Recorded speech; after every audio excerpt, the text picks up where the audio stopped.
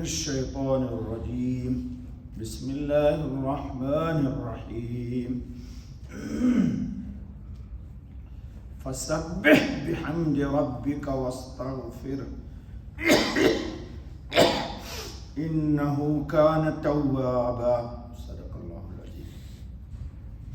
دوستو یہ سورہ النصر کی آیت نمبر آخری 3 پڑھی گئی، 2-3 دوست بات ہو رہی ہے ضروری ہے۔ ایک بات یاد رکھیے دوستو، ہم بشر ہیں، انسان ہیں، ہمارا علم ناقص ہے اور اللہ رسول کا علم کامل اور مکمل نہیں، اکمل علم ہے۔ قرآن کریم کی، اللہ کے کلام کی جتنی بھی تشریح کی جائے، قرآن ہی نے ایک جگہ کہا ہے کہ وہ ممکن بھی نہیں ہے۔ جی پوری کائنات عالم کے سمندر کو پانی السبعۃ ابحر، ایسے 7 سمندر لائے جائے اور پوری کائنات عالم کے درختوں کو قلم بنا دیا جائے، ما نفذت کلمات اللہ، اللہ کی بات ختم نہیں۔ اچھا بھائی دوستو آگے چلتے ہیں، کل کا وعدہ پورا کرتے ہیں تھوڑا۔ فسبح بحمد ربک، پاکی بول اپنے رب کی۔ تسبیح کا ترجمہ کیا حضرت شیخ الہند نے، پاکی بول۔ بحمد ربک، خوبیاں۔ اب 2 چیز سمجھو دوستو، اگر سمجھا سکوں میں تو اللہ مجھے توفیق دے، زبان میں گویائی بھی دے، صلاحیت بھی دے۔ تعبیرات شریعت کی، یعنی شریعت کی بات سمجھانے میں الفاظ تنگ ہو جاتے ہیں اور یہ حقائق بہت بلند ہیں۔ دیکھو دوستو، کسی چیز کی تعریف کرنے کے لیے 2 چیز کو ثابت کرنا پڑے گا۔ جی ایک کمال، کہ اس کا کمال کتنا درجے کا ہے، ایک بات دوستو۔ دوسرے یہ کہ اس بات کی نفی کرنی پڑے گی، انکار کرنا پڑے گا کہ اس کے اندر عیب، نقائص، خامی، کمی نہیں ہے۔ یعنی تعریف کے لیے 2 چیز ثابت کرنی پڑتی ہے، ایک تو یہ کہ یہ بہت بلند ہے اور خوبیاں ہی خوبیاں ہیں، دوسرے یہ کہ اس ذات کے اندر کسی طرح کا کوئی عیب نہیں ہے، کوئی نقص نہیں ہے، کوئی کمی نہیں ہے، کسی طرح کا کوئی کھوٹ نہیں ہے۔ یہ آپ نے آسان لفظ میں سمجھا، اب اس کو میں تھوڑا علمی الفاظ میں سمجھاتا ہوں۔ اللہ رب العالمین کی ذات کو سمجھنے کے لیے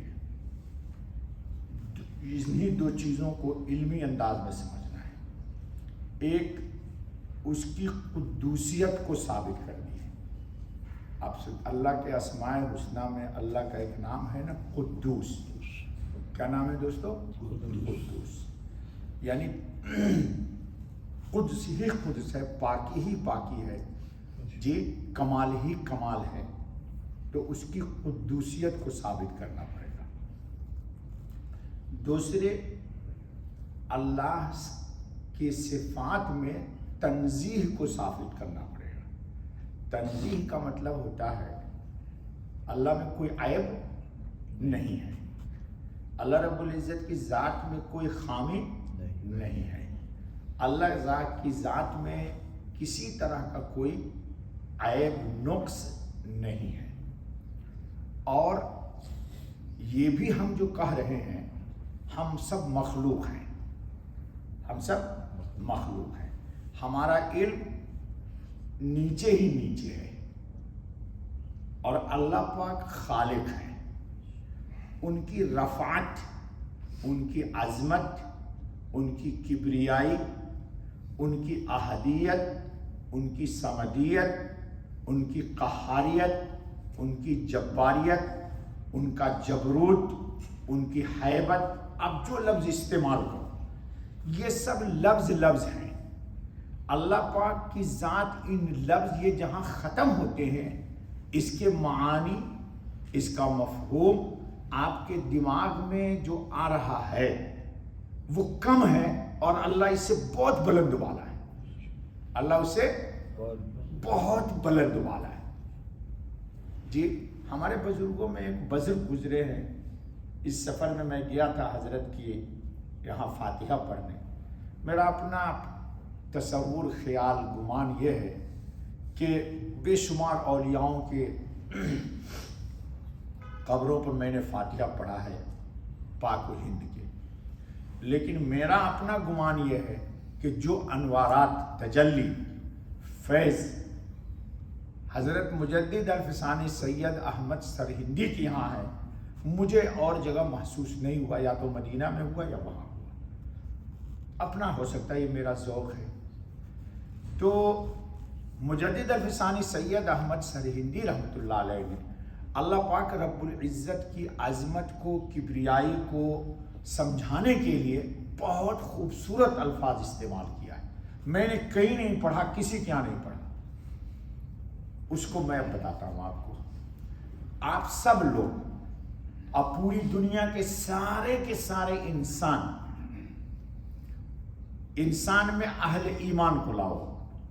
اہل ایمان میں مومنین کاملین کو لاؤ، اور مومنین کاملین سے اوپر چلو، متقین کو لاؤ، صالحین کو لاؤ، ابرار کو لاؤ. جماعت لاؤ ابرار کی پوری کائنات عالم سے. اخیار کو لائیے، غوث کو لائیے، قطب کو لائیے، ابدال کو لائیے، اوتاد کو لائیے، نجبہ کو لائیے، نقبہ کو لائیے. یہ سب ولایت کا مقام ہے جو آپ کو نہیں پتا ہے. ہم کو پتا ہے یہ سب ولایت کا مقام ہے جی. اور ان سب مقام سے اوپر نبوت کا مقام ہے. یہ جتنے اولیاء ہیں نا، ان تمام اولیاؤں کے مقام سے اوپر کس کا مقام ہے؟ نبوت کا مقام ہے. اور نبوت کے مقام سے بلند رسالت کا مقام ہے. یہ بات سمجھو آج. اور رسالت میں بھی اور نبوت میں بھی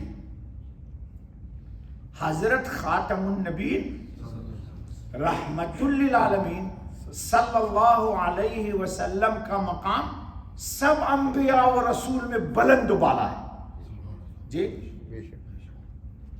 بلکہ دوستو ہمارے نبی رحمت للعالمین کی نبوت و رسالت خاتمیت کا مقام آفتاب و ماہتاب کا ہے، اور بقیہ تمام انبیاء علیہ الصلوۃ والتسلیم کا مقام ستاروں کا مقام ہے جی. سارے ستاروں کو روشنی کہاں سے ملتی؟ آفتاب سے ملتی. تو اصل ہمارے نبی خاتم النبیین رحمت للعالمین صلی اللہ علیہ وسلم کی نبوت کی روشنی ہے.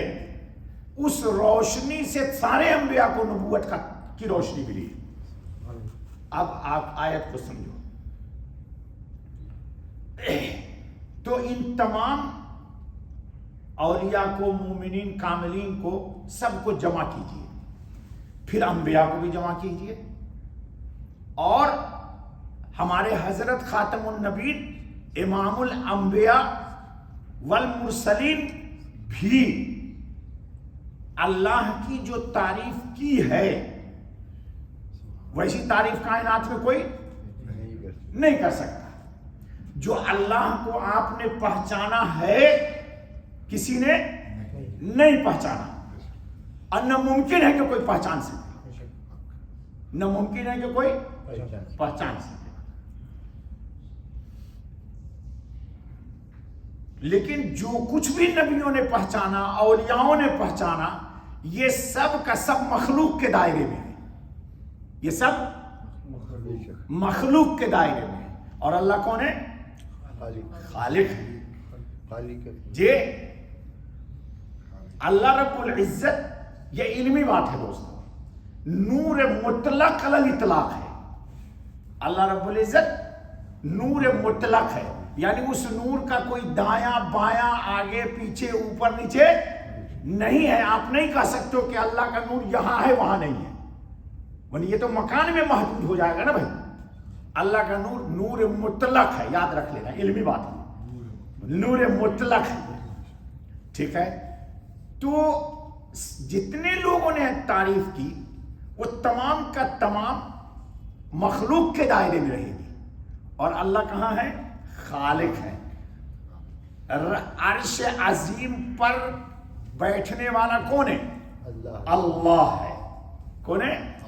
اللہ ہے. اب ایک بات سمجھو، یہ سارے مخلوقات نے جو تعریف کی ہے ان سب کو ایک ساتھ جمع کرو تو کیا اللہ کی تعریف کا حق ادا ہوگا؟ بولو، نہیں ادا ہوگا. اس لیے مجدد الفسانی سید احمد سرہندی نے کہا کہ اللہ رب العزت کی عظمت، ان کی رفعت، ان کی بلندی، ان کی کبریائی، ان کا جلال، جبروت، ہیبت، قدرت، جو الفاظ آپ بولتے ہو بولو بولو بولو، لیکن ان سب سے اللہ وراء الورا ثم وراء الورا ثم وراء الورا ہے. اب یہ وراء الورا آپ کو سمجھ میں نہیں آئے گا، علم ہو تو سمجھ جاؤ گے. یعنی جو کچھ تم سوچ سکتے ہو اللہ کی کبریائی کو سوچو، لیکن اللہ کی کبریائی کے کا مقام کو تم سوچ ہی نہیں سکتے سب مل کر کے. اللہ اس سے بہت بلند ہے. ورا مطلب اس سے بہت آگے ہے. کہا ثم وراء الورا، پھر اس سے اور آگے ہے. ثم وراء الورا، پھر اس سے اور بھی آگے ہے. اب ایک سوال ہے دوستو، کتنا ٹائم ہو گیا بیٹا؟ 12 منٹ ہو گیا. دیکھو وہی نہ رہ جاتا ہے، رہ جاتی ہے بات. سنو، تھک بھی جاتا ہوں نا. اب ایک سوال ہے،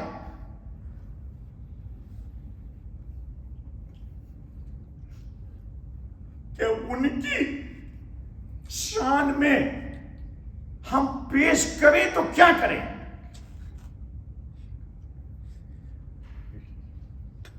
ان کو خوش کرنے کے لیے ہم ان کی جناب میں ہدیے کے طور پر، تحفے کے طور پر، بول کے ذریعے کچھ پیش کرنا چاہتے ہیں تو کریں تو کیا کریں؟ کہاں سے لائیں گے ہم؟